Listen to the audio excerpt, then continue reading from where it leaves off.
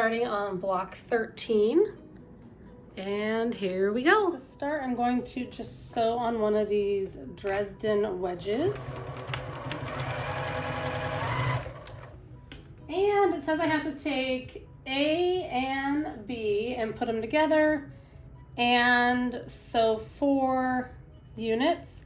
I'm going to be sewing on the diagonal using my seam tape as a guide rather than marking my blocks.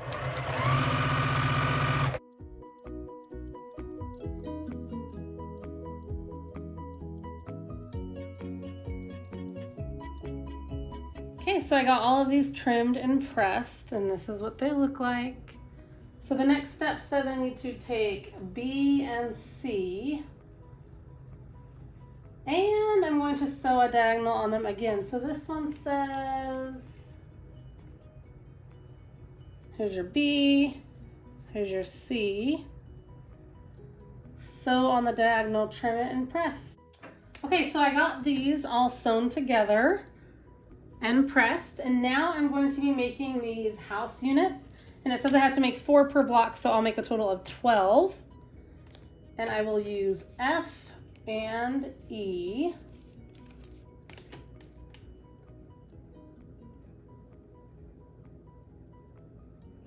I should have separated all these. Let's see. So I'm going to be making 4, 8, 12, so 1, 2. I try to have these going all the same way, so I'm not flipping the fabric as I make these. But I will be using my diagonal seam tape instead of marking on the back of these as well. Okay, oh, these are all okay, these are all good to go. It's interesting, sometimes I do that and sometimes I don't. So I got my leader here, and then it says to sew the left side on first. So I will put it here. And I'm going to reference page 75 really fast because it does say to reference that. I want to make sure I'm sewing this the right way.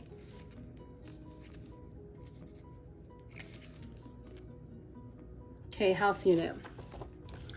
So in the book here it says house unit. So I'll be sewing the left square on top of the square first, trimming it away, pressing it, and then doing the other side. And that's how it will look when it's finished. Well, that's how they will look because I'll be making 4 per block.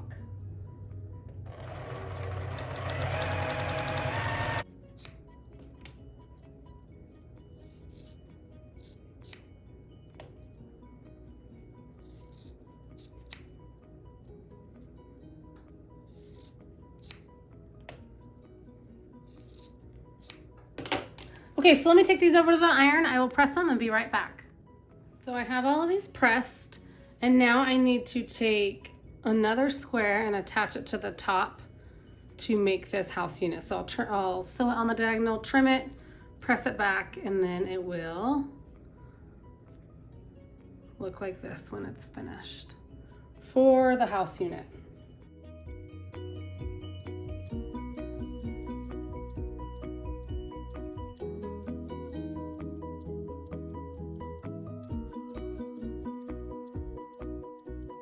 I got these all sewed up. These are just house units, and there are 12 of them, and now I need to attach this rectangle to the top. So I'll show that to you. I'll just speed it up a little bit. I will pin these. I like to pin them because I like to make sure that everything's just lined up perfectly. And then when I go to sew them, I'll sew on the back side here because I'll make sure, let me show you with a pin. I want to make sure that I don't sew past this line here. Because if I do that, then my point will be lost. So I'll make sure my stitch line just goes right above that X, if that makes sense. So hopefully you know what I'm talking about. So then when I flip it back over, go like this, my point won't be lost. Hopefully it looks just like that and you'll have a point.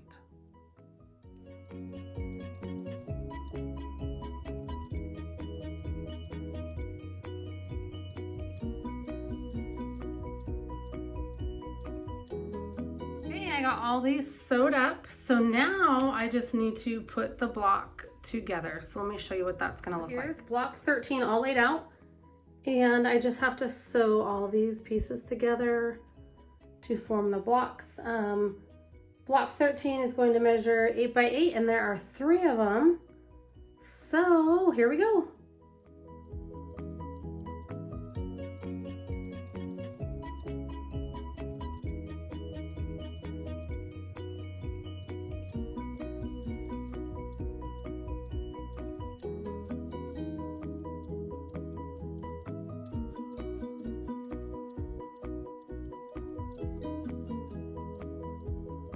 I just finished block number 13. These finished at 8 by 8 inches.